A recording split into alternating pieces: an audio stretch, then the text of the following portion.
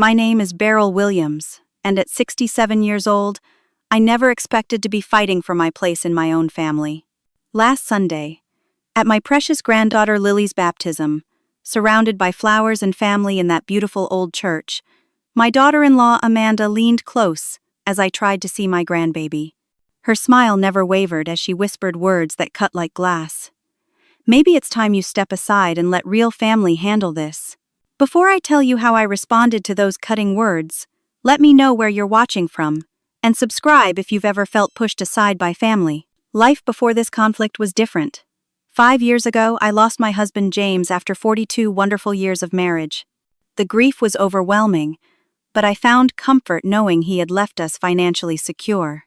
Our retirement savings, the house we had paid off decades ago, and a modest life insurance policy meant I could live comfortably and still help our only son, Thomas.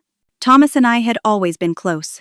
I still remember his little hand in mine on his first day of kindergarten, his proud face when he graduated college, and the tears in his eyes when he asked for my blessing to marry Amanda. James and I had paid for his college education entirely, wanting him to start adult life without the burden of student loans. When he announced his engagement 6 years ago, we contributed generously to their wedding. Thomas was always appreciative, never entitled. I first met Amanda at a family dinner. Thomas arranged specifically for introductions. She seemed pleasant enough, if a bit reserved. Tall and poised with perfect blonde hair, she had an air of confidence I initially admired. She worked in marketing for a pharmaceutical company and spoke intelligently about her career aspirations. I noticed she rarely asked questions about our family or showed much interest in our stories, but I chalked it up to nerves. Thomas was clearly smitten, his eyes following her every movement. The warning signs were subtle at first. After their honeymoon, Sunday family dinners became less frequent. My phone calls would increasingly go to voicemail. When they bought their first home, Thomas invited me to see it only after they had completely furnished it. When I offered decorating suggestions, Amanda would smile tightly and say, "We prefer a more modern aesthetic, Beryl." She never called me mom or mother, always Beryl, creating distance with that small choice. When Amanda announced her pregnancy 3 years ago, I was overjoyed. A grandchild at last! I immediately offered to move closer to help. My neighborhood held too many memories of James anyway, and I thought a fresh start might be good for all of us. I sold our family home and purchased a smaller house just 15 minutes from Thomas and Amanda. I imagined afternoon visits, babysitting duties, and creating the kind of close extended family I had always dreamed of. The reality was quite different. As Amanda's pregnancy progressed, I was included less rather than more. When I dropped by with homemade meals, Amanda would take them at the door rather than inviting me in, claiming she was too exhausted for company. When I offered to help set up the nursery, Thomas apologetically explained that Amanda had very specific ideas and wanted to handle it herself. I noticed Thomas changing too. The son who had always valued my opinion now seemed to defer to Amanda in all things. When I expressed concern about being kept at arm's length, he would say, "Amanda just needs to do things her way. It's not personal, Mom." But it felt intensely personal. When little Lily was born, I rushed to the hospital only to be told by Thomas that Amanda was not up for visitors yet. I waited in the lobby for hours until Thomas finally brought the baby out for me to see. I held my granddaughter for precisely 10 minutes before Amanda's mother appeared, saying it was time for the baby to return to her mother. I barely had a chance to take a photo. The pattern continued as Lily grew. I was allowed brief, supervised visits. Amanda always seemed to find fault with how I held the baby, the toys I brought, or the clothes I purchased. "She can't wear that, she's allergic," or "We don't want her playing with plastic toys," or "Please don't feed her that, we're very careful about her diet." Thomas was increasingly caught in the middle. I could see him struggle, wanting to please both his wife and his mother. But gradually, he began to adopt Amanda's attitudes and restrictions. Once when I arrived with a children's book I had loved reading to Thomas, he said, "Mom, we've discussed this. We have our own parenting style, and we need you to respect that." I tried everything to build a relationship with Amanda. I brought thoughtful gifts, offered help without being pushy, asked about her work, and complimented her parenting. Nothing seemed to break through her cool politeness. At Lily's first birthday party, I was assigned to greeting guests while Amanda's mother helped with the cake and photographs. At Christmas, my gifts to Lily were set aside while Amanda's family's presents were opened with great fanfare. Through it all, I tried to remain understanding. I reminded myself that being a new mother was stressful, that every family finds its own balance, that Thomas loved me even if he couldn't always show it. I clung to the brief moments with Lily, treasuring her smiles and the way she reached for me despite her mother's frowns. I continued to provide financial support, never mentioning that the down payment for their house had come from a loan against my property, or that I was still making contributions to their household expenses. Money had never been important to me compared to family, and I hoped my generosity might eventually soften Amanda's attitude. But as Lily approached her second birthday, I began to wonder if I was simply being used rather than included. The invitations to family events always came with requests. "Can you pick up the cake?" Or, "Would you mind contributing to the venue fee?" I always complied, hoping each gesture would earn me a more permanent place in their lives. The subject of Lily's baptism came up unexpectedly during a rare phone call from Thomas. "We're planning Lily's baptism for next month," he mentioned casually. "Amanda's working with the church to set everything up." My heart sank. This was the first I'd heard of it, despite asking several times over recent months if they were planning a religious ceremony for Lily. Each time, Thomas had said they hadn't decided yet. "That's wonderful news," I said, trying to hide my hurt. "Which church have you chosen?" Thomas named an elegant, historic church across town, far from my neighborhood but very prestigious. "Amanda's parents are members there," he explained, though neither he nor Amanda had attended services regularly since I'd known them. "When will it be?" I asked, already reaching for my calendar. "Oh, I thought I mentioned it. It's the 15th. Amanda sent out invitations last week." His voice had that slightly defensive tone I'd come to recognize. "You should be getting yours any day now." My invitation arrived 3 days later, clearly an afterthought. When I called Thomas to confirm my attendance, Amanda answered. "Oh, Beryl, I'm so sorry about the late invitation," she said without sounding sorry at all. "We've been so busy with preparations, it completely slipped my mind to include you in the initial mailing." I swallowed my pride. "I understand. Is there anything I can do to help?" Amanda paused. "Well, actually, we've had to upgrade to a larger venue for the reception since so many people are coming. If you wanted to contribute to that cost, it would be appreciated." The larger venue turned out to be an expensive garden restaurant that required a substantial deposit. I wrote the check without complaint, telling myself this was for Lily, not Amanda. I also paid for the catering after Amanda mentioned they were stretching their budget with all the baptism expenses. Next came shopping for a special baptism gift. I spent days searching for something meaningful. I finally found a beautiful silver rattle from an antique jewelry store and had it engraved with Lily's initials and baptism date. I also decided to give Lily a delicate gold bracelet that had belonged to my mother, a family heirloom I'd been saving for this occasion. When I presented these gifts to Amanda at the family dinner the night before the baptism, her reaction was predictably cold. "Silver requires so much polishing," she said, barely glancing at the rattle. "And I'm not sure about this bracelet. It looks quite old and might have lead in it. We're very careful about what touches Lily's skin." Thomas, seeing my face fall, quickly interjected. "They're beautiful gifts, Mom. Very thoughtful. We'll save the bracelet for when Lily's older." The dinner itself was an uncomfortable affair at an expensive restaurant I had offered to pay for. Amanda's parents, Walter and Patricia, dominated the conversation, talking about people from their country club I'd never met, and plans they had made with Thomas and Amanda for summer vacations. I felt like an outsider at my own granddaughter's baptism dinner. While waiting for dessert, I excused myself to use the restroom. As I approached our table on my return, I overheard Amanda speaking to her sister Jacqueline. "Beryl's always trying to take over," Amanda was saying in a low voice. "She bought a house practically around the corner from us, without even asking if we wanted her that close." "Classic overbearing mother-in-law," Jacqueline replied. "At least she's good for picking up checks." They laughed, and I froze in place, unsure whether to confront them or pretend I hadn't heard. Before I could decide, Thomas spotted me and waved me back to the table. The conversation shifted immediately to baptism details. Thomas tried several times that evening to include me in conversations, but Amanda expertly redirected each topic to something excluding me. When I mentioned the christening gown my mother had made for Thomas that was packed away in my attic, Amanda quickly replied, "We've already purchased a designer gown for Lily. It's important to start new traditions." By the time I returned to my empty house that night, I felt completely deflated. I sat alone in my living room, looking through old family photo albums. Pictures of Thomas as a baby in my arms, James teaching him to ride a bike, our family vacations, and his graduation.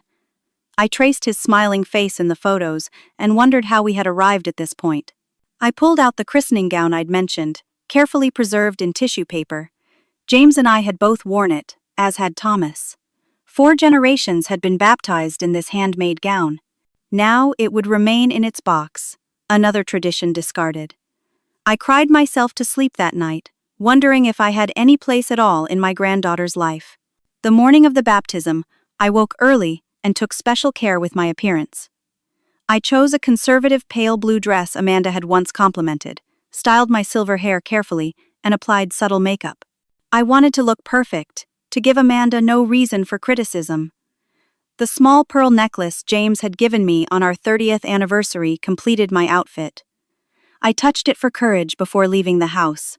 The church was even more impressive than I had imagined. Gothic architecture, stained glass windows casting colorful patterns on the stone floors, and flowers adorning every surface. Amanda's parents had clearly spared no expense for their only grandchild's baptism. I arrived 30 minutes early, hoping to help with any last-minute arrangements. Instead, I found a flurry of activity already in progress, with Amanda's mother Patricia directing everything like a general. She barely acknowledged my arrival with a curt nod before returning to instructing the photographer about family poses. Speaking of photographs, I soon realized a full photo session was underway at the front of the church. Amanda, looking stunning in a cream-colored designer suit, held Lily, who was wearing an elaborate white gown with antique lace. Thomas stood proudly beside them, his hand on Amanda's shoulder. Amanda's parents flanked the little family, beaming proudly. I waited for someone to notice me and include me in the photos. After several configurations of poses, all featuring Amanda's extended family in various combinations, I finally approached Thomas. "Should I join you for some pictures?" I asked quietly. Before Thomas could respond, Amanda's mother interjected, "I think we've got all the immediate family shots we need. The ceremony will be starting soon, and Lily's getting fussy." Thomas gave me an apologetic glance but said nothing. I retreated to find my seat, swallowing hard against the lump forming in my throat. To my surprise, I discovered I wasn't seated in the front row with the family. Instead, my name card was in the second row, behind Amanda's numerous aunts and uncles. Thomas's childhood friend Michael, who was serving as Lily's godfather, was seated beside me, along with his wife whom I barely knew. "Mrs. Williams," Michael greeted me warmly. "It's been ages. Thomas talks about you all the time." I doubted that very much, but appreciated his kindness. "Lovely to see you too, Michael. And please, call me Beryl." The ceremony began with the organist, playing a traditional processional. The minister, a distinguished older man with silver hair and kind eyes, welcomed everyone warmly. Thomas and Amanda stood at the baptismal font, Lily cradled in her father's arms. She looked angelic in her white gown, tiny fingers grasping at the air, dark eyes wide with curiosity. Despite everything, tears of joy filled my eyes.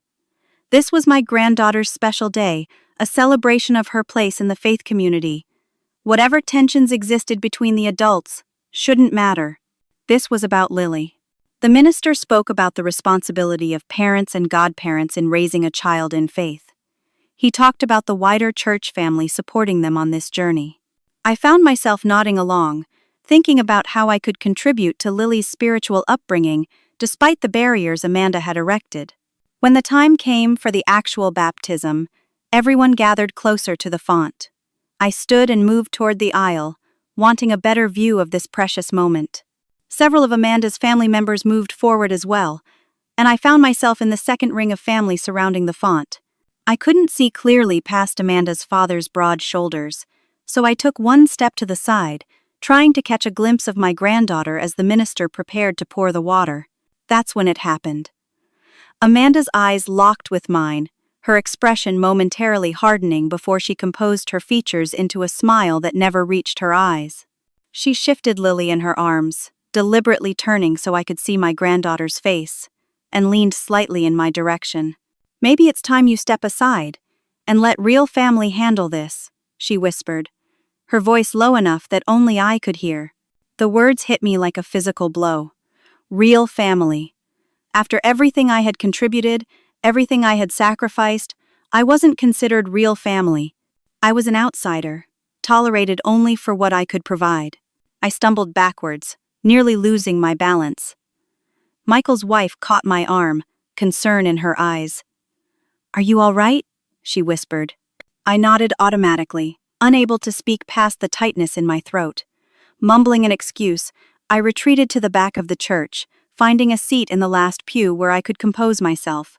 The ceremony continued while I sat there fighting back tears. I watched from a distance as the minister poured water over Lily's forehead. I saw her startled expression and heard her small cry echo through the church. I saw Thomas beaming proudly and Amanda accepting congratulations from her parents. I was witnessing one of the most important moments in my granddaughter's life from the back of the church, separated from the celebration by cruel words and calculated exclusion. Thomas glanced back once, noticing my absence from my assigned seat. A small frown crossed his features before he returned his attention to the ceremony. He didn't come to check on me. When our eyes met briefly across the church, Amanda gave me that same satisfied smile, secure in her victory. She had established her dominance clearly. Her family was the real family. I was merely an accessory, useful for financial contributions but not worthy of inclusion in significant moments. As the ceremony concluded and people began to move toward the exit for the reception, I seriously considered going home. Why subject myself to more humiliation? But something in me refused to give Amanda that satisfaction. I had paid for much of this celebration. I was Lily's grandmother. I had every right to be there, whether Amanda liked it or not. So I straightened my shoulders, dabbed at my eyes, and fixed a pleasant expression on my face. I would attend the reception, maintain my dignity, and reconsider my relationship with Thomas and Amanda afterward. For now, I would endure for Lily's sake. The reception was held at the garden restaurant I had paid for, though you would never know it from the way Amanda's parents welcomed guests, as if they were the hosts.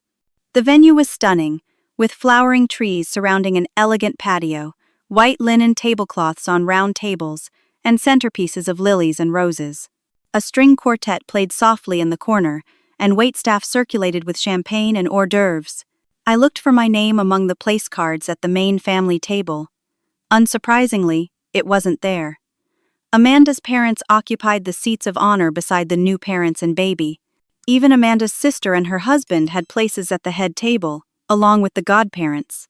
My card was at a distant table with some of Thomas's cousins whom he rarely saw, and an elderly great-aunt of Amanda's who was hard of hearing. "Lovely ceremony," the great-aunt shouted after I introduced myself. "Who are you related to again?" "I'm Lily's grandmother," I explained. "Thomas is my son." "Oh," she said, looking confused. "I thought Patricia was the grandmother. She's been talking about being grandmother all day." I forced a smile. Lily is blessed with 2 grandmothers. The conversation at our table was stilted and awkward. Thomas's cousins, whom I hadn't seen since they were children, made polite inquiries about my life, but seemed eager to circulate among the younger guests. The elderly aunt fell asleep halfway through the main course. I ate mechanically, tasting nothing, watching the head table where Amanda was holding court, accepting compliments on Lily's gown and behavior. Thomas came by briefly, Lily in his arms. "Do you want to hold her for a minute, Mom?" he offered. "She's being surprisingly good today." I reached eagerly for my granddaughter, drinking in her baby scent, and the weight of her in my arms. "She's perfect," I whispered, stroking her soft cheek. "Your father would have been so proud." Thomas's expression softened at the mention of James. "I wish he could have been here." "He is, in a way, I said. Through you, through Lily. The moment of connection was brief. Amanda appeared at Thomas's side almost immediately. There you are, she said, her voice bright, but her eyes cold. Your father is looking for you, something about a toast. She took Lily from my arms without asking, adjusting the baby's dress as if I had somehow mussed it. We need to change her soon anyway, she said, not looking at me. Come on, Thomas. They walked away, leaving me alone again. I watched as they rejoined the main table, where Amanda's father was indeed rising to make a toast. I sipped my champagne and tried to focus on his words. Generic platitudes about the blessing of grandchildren and the joy of watching your child become a parent. As the afternoon wore on, I circulated among the guests, making small talk and avoiding the head table. During one conversation with the minister, I overheard Amanda talking to her mother about Lily's future. We're already on the waitlist for Brightwood Preschool, Amanda was saying. And I want to start her on piano lessons early, maybe around 3. My cousin Lisa teaches at the conservatory. What about swimming lessons? Patricia asked. The country club has an excellent instructor. Already arranged, Amanda replied. Starting this summer. We've got her whole schedule mapped out through kindergarten. Not once in this conversation about my granddaughter's future activities was I mentioned or considered. They were planning her entire childhood without any thought that I might want to be involved, might want to take her to a lesson occasionally, or watch her learn to swim. Later, I found myself near Amanda's sister Jacqueline, who was speaking to another young woman I didn't recognize. Amanda's handling the mother-in-law situation perfectly, Jacqueline said, not realizing I was within earshot. Firm boundaries from the beginning. Not like my friend Stephanie, who let her husband's mother practically move in and take over. Now she can't get rid of her. Some grandmothers just don't understand their place, the other woman agreed. They think because they raised their own kids, they get to control their grandkids too. Exactly, Jacqueline nodded. Amanda made it clear from day one that she and Thomas would make all the decisions about Lily. The old lady can visit when invited and buy presents, but that's it. I slipped away, feeling sick to my stomach. Was that all I was to them? The old lady who could fund their lifestyle but shouldn't expect any meaningful relationship with my granddaughter? Is that how Thomas saw me too? I found a quiet spot in the garden, away from the celebration, and pulled out my phone. With shaking fingers, I called my best friend Dorothy, who had known me since college and had supported me through James's death. "Dot," I said when she answered, my voice breaking. "I don't think I can do this anymore." "Beryl, what's happened?" Her concern was immediate. I explained about the baptism, Amanda's whispered words, the seating arrangement, everything I had overheard. "They're using me," I concluded, tears finally breaking free. "They take my money, let me pay for this beautiful reception, but treat me like an embarrassing obligation. Thomas doesn't even stand up for me anymore." Dorothy listened without interrupting, a quality I had always valued in her. When I finished, she was quiet for a moment before responding. "Have you forgotten who has the power here?" she finally asked. "What do you mean?" "Beryl, you've been letting them dictate terms while holding all the cards. The house they live in, you helped buy it, right? Lily's future education fund, who established that? This fancy reception, who paid for it? You're not some charity case they're doing a favor by tolerating. You're the matriarch of this family, and it's time you reminded them of that." Her words penetrated the fog of hurt and humiliation I'd been living in. She was right. I had been so desperate to be included, to be loved, that I had allowed them to treat me as if I had no value beyond my checkbook. "What should I do?" I asked, feeling a new resolve beginning to form. "First, stop being a doormat," Dorothy said bluntly. "Second, remember that respect goes both ways. If they want your financial support, they need to treat you with basic human decency. And third, call your bank first thing Monday morning." After ending the call, I returned to the reception with new eyes. I observed Amanda's smug expression as she accepted compliments on the beautiful venue I had paid for. I noticed Thomas's discomfort when I approached, as if my presence was an inconvenience. I saw how Amanda's parents dominated the celebration while I was pushed to the periphery. I also began collecting evidence. I discreetly took photos of the venue, the catering, the flowers, all the elements I had financed. I requested a copy of the program which listed all the participants in the baptism, noting my conspicuous absence from acknowledgments. When it came time to leave, I approached Thomas and Amanda to say goodbye. Amanda was busy talking to friends, but Thomas stepped aside to speak with me. "Thanks for coming, Mom," he said, giving me a quick hug. "Sorry if things were a bit chaotic." "It was a beautiful ceremony," I said truthfully. "I'd like to have you all over for dinner soon.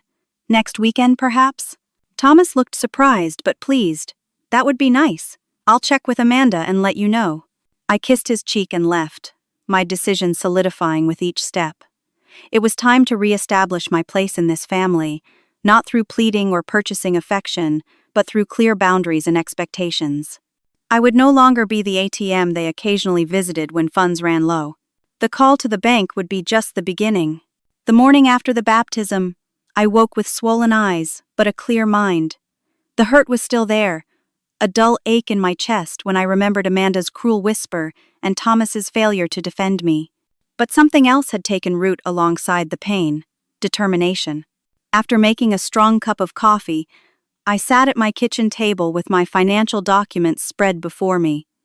I had always been organized with paperwork, a habit James had teased me about but appreciated. Now I was grateful for that trait, as I assembled a complete picture of my financial entanglements with Thomas and Amanda. The house they lived in, a stylish 4-bedroom in an upscale neighborhood, had been purchased 3 years ago when Amanda was pregnant. Thomas had come to me, explaining that with the baby coming, they needed more space but were struggling to save for a down payment while paying off student loans and credit card debt. I had agreed to loan them $100,000 interest-free, with the understanding they would begin repaying me in small monthly installments after the baby was born. Those payments had started sporadically, then stopped completely about 6 months ago. When I gently inquired, Thomas claimed things were tight with all the baby expenses, but assured me they would resume payments soon. Meanwhile, I noticed Amanda posting pictures of their new patio furniture and weekend trips to wine country on social media. At 9 o'clock sharp, I called my bank and asked to speak with Margaret, the personal banker who had handled my accounts for years.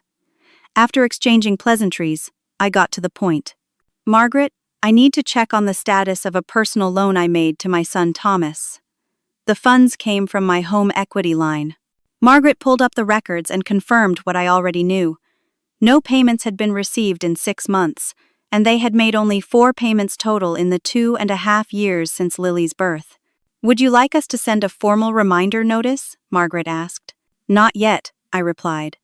"I'll be having a conversation with my son first, but I would like documentation of the loan terms and payment history, please." After the bank, I called my family lawyer, Richard Goldman. He had been James's fraternity brother and had handled our legal affairs for decades. I explained the situation with Thomas and Amanda, including the loan and the increasingly hostile treatment I was experiencing. "I'm sorry to hear this, Beryl," Richard said sympathetically. "Unfortunately, I see this kind of family dynamic more often than you'd think. What would you like to do about it?"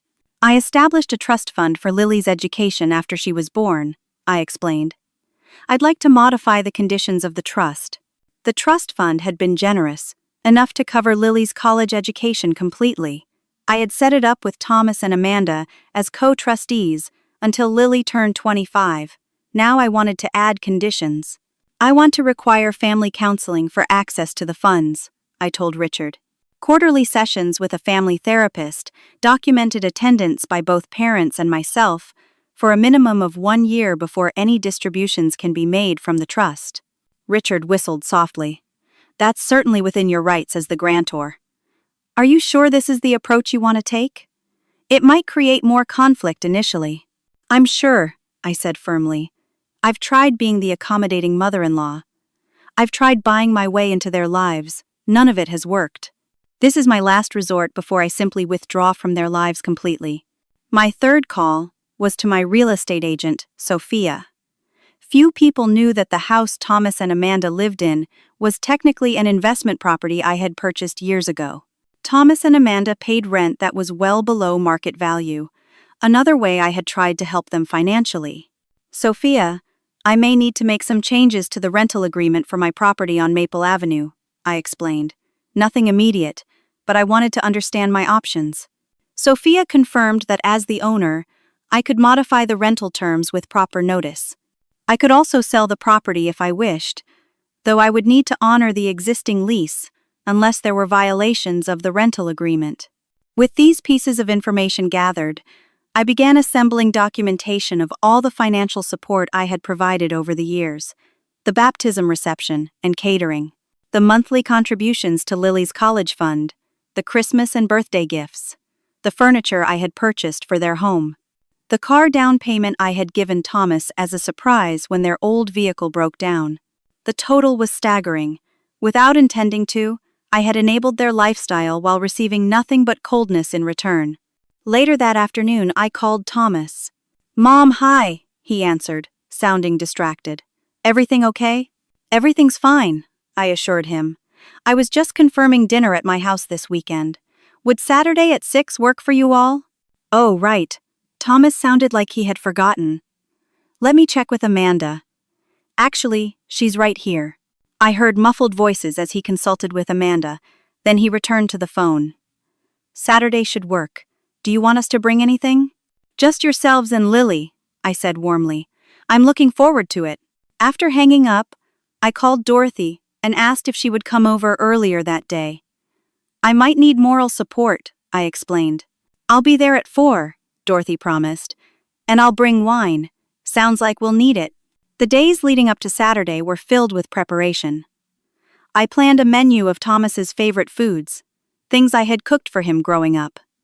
Pot roast with roasted potatoes and carrots, fresh rolls, apple pie with vanilla ice cream for dessert. I wanted this dinner to remind him of family, of the love and care I had always shown him. I also rehearsed what I would say, practicing with Dorothy, who played devil's advocate, anticipating Amanda's likely objections and reactions. By Saturday afternoon, I felt as prepared as I could be. Dorothy arrived as promised, bringing not only wine but her steady presence. At 68, with her silver bob and no-nonsense attitude, she had been my rock through many of life's challenges.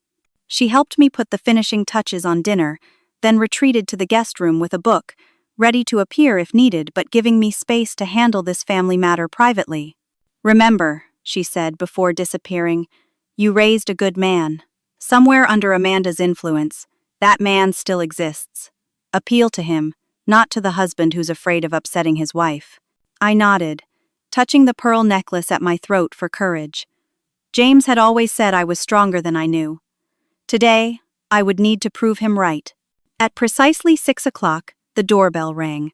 I took a deep breath, smoothed my hands over my dress, and opened the door with a genuine smile. Whatever was about to happen, I did love my son and granddaughter deeply. Thomas stood there holding Lily, who had grown even in the week since the baptism. Amanda stood slightly behind them, an expensive diaper bag over her shoulder and a tight smile on her face. "Welcome," I said, stepping aside to let them enter. "Thank you for coming." "Something smells amazing," Thomas said, leaning in to kiss my cheek. "Is that your pot roast?" "It is," I confirmed, reaching for Lily. "May I hold my granddaughter?" Amanda hesitated before nodding stiffly. Thomas transferred Lily to my arms, and I savored the weight of her, the sweet baby scent of her hair. She looked up at me with curious eyes, not quite smiling but not crying either. "She's just eaten, so she might spit up," Amanda warned. "And we can't stay too late. She has a schedule." "I understand," I replied calmly. "Dinner's ready whenever you are. Would you like to see what I've done with the living room first?" "I've redecorated a bit." The small talk continued as I showed them the new furniture arrangement and curtains in my living room, still cradling Lily against my shoulder. Thomas seemed genuinely interested, asking questions about where I'd found certain pieces. Amanda's gaze kept darting to her phone. "Shall we eat?" I suggested after a few minutes. "Thomas, there's a high chair in the dining room for Lily. It was yours, actually. I found it in the attic and had it refinished and updated to meet current safety standards." Thomas looked touched. "You saved my high chair? That's amazing, Mom." In the dining room, I had set the table with my good china and crystal, candles glowing softly in the center. The pot roast was arranged on a serving platter, surrounded by vegetables. Fresh rolls steamed in a basket covered by a cloth napkin. "This looks like Thanksgiving," Thomas remarked, as he settled Lily into the high chair. "I wanted tonight to be special," I replied, taking my seat at the head of the table. Amanda's comment was less appreciative. "The candles are a bit much with a baby present, don't you think? And is this china microwave safe?" I usually warm Lily's plate. "The candles are well away from Lily," I pointed out mildly. "And I've prepared a small portion of vegetables mashed for her, already at the perfect temperature." We served ourselves and began eating. I asked Thomas about work and was pleased when he engaged enthusiastically, describing a new project his architectural firm had taken on. Amanda picked at her food, occasionally checking her phone under the table. "This is delicious, Mom," Thomas said, helping himself to seconds, just like I remember.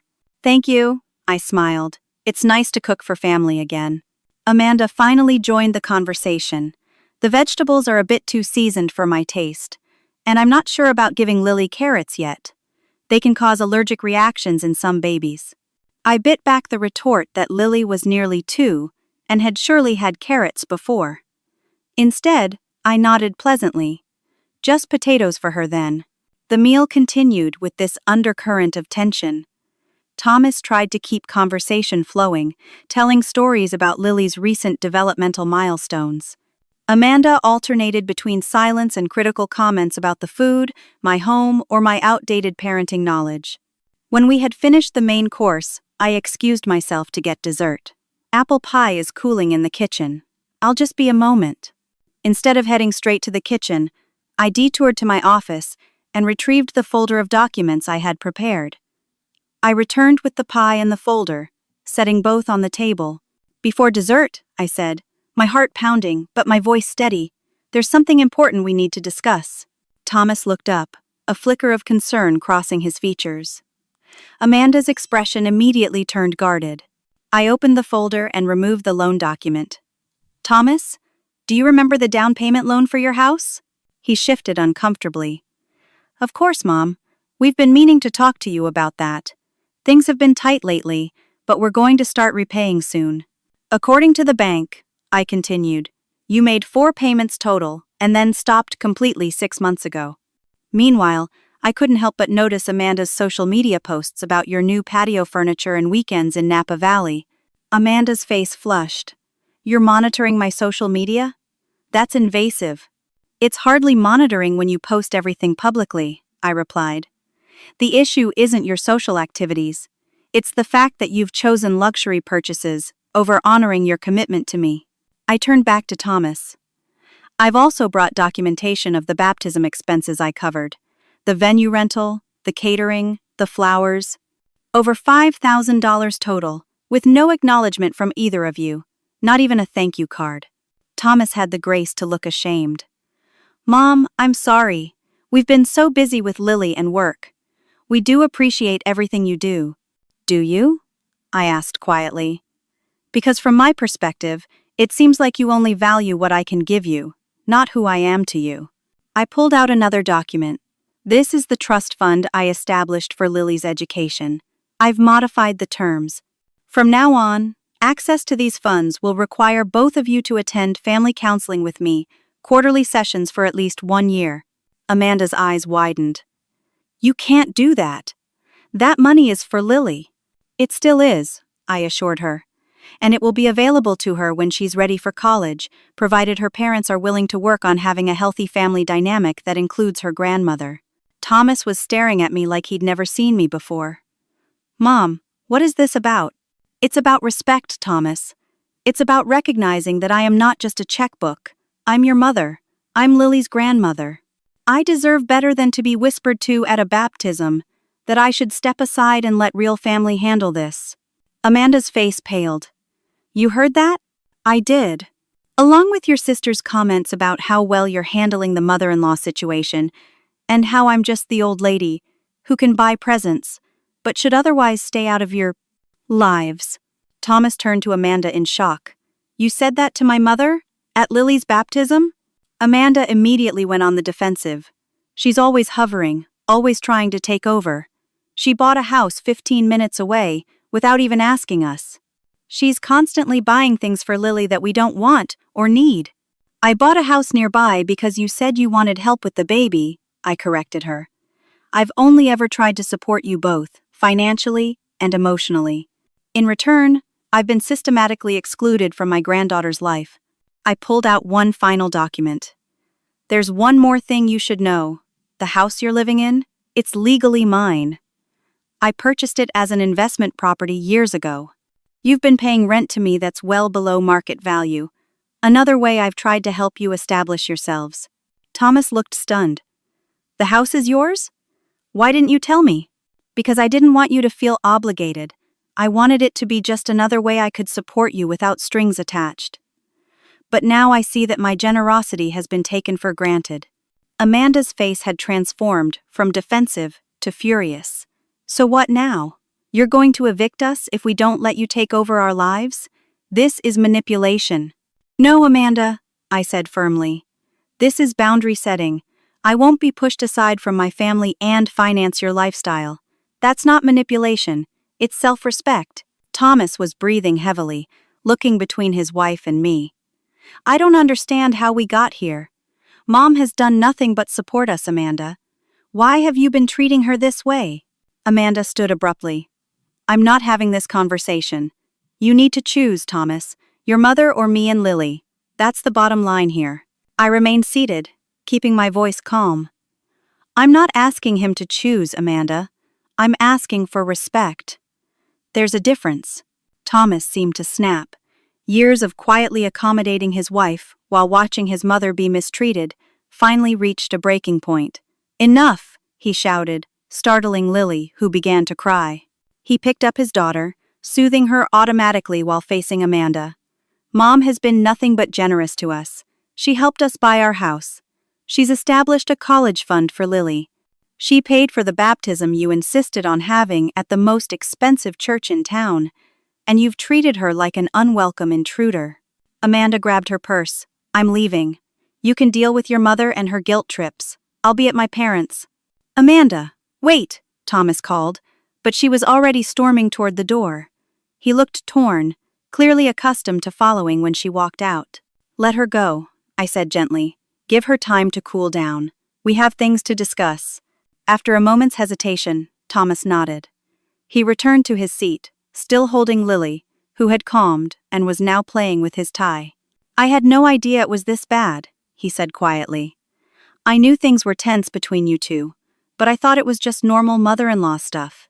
I didn't know she was deliberately excluding you or saying those things.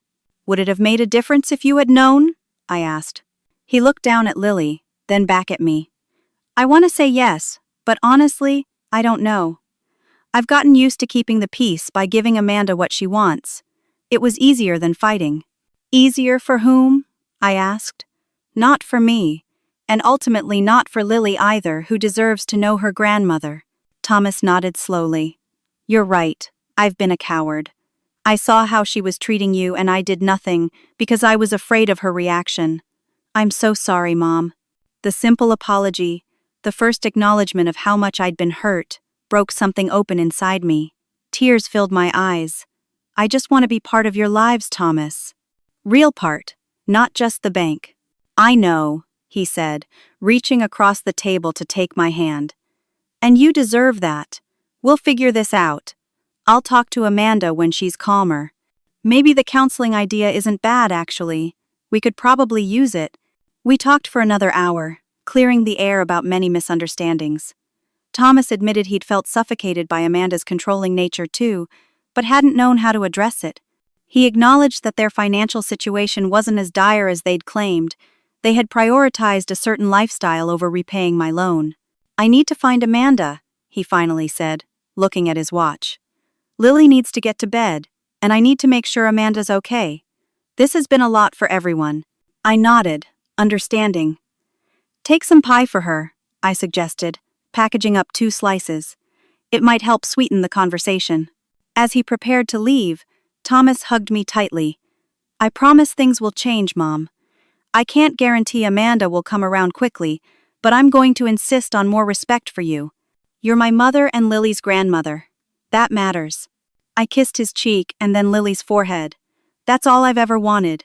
Just remember, true respect can't be demanded. It has to be earned on both sides.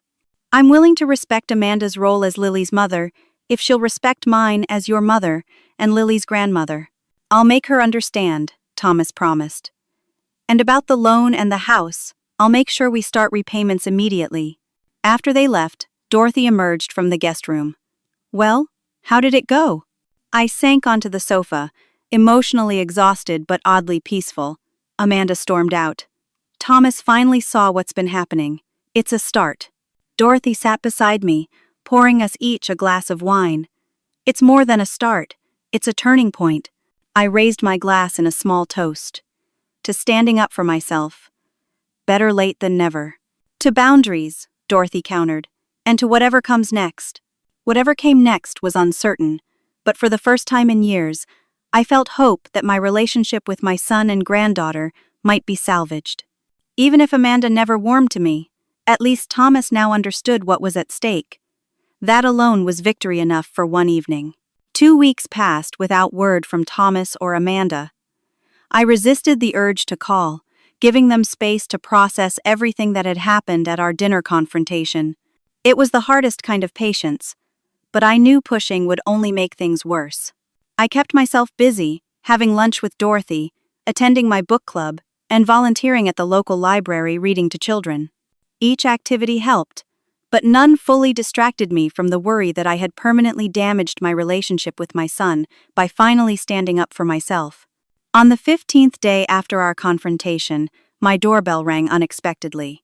When I opened it, I found Thomas standing there with Lily in his arms. No Amanda in sight. "Hi, Mom," he said, looking tired but resolute. "Is it okay if we come in? Lily's been asking for Gamma." My heart leapt at the nickname. Of course, I stepped aside, fighting the urge to grab them both in a hug. "Is everything all right?" Thomas set Lily down on my living room carpet, where she immediately toddled over to examine a decorative pillow. "Things have been intense," he admitted. "Amanda stayed at her parents' for 3 days after our dinner.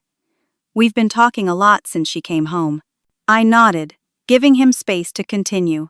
"She was pretty angry at first," Thomas continued, watching Lily play. "Felt like you were trying to control us through money. But after the initial reaction, we had some honest conversations. Really honest. For maybe the first time in our marriage." "That sounds positive," I ventured cautiously. "It was necessary," Thomas said.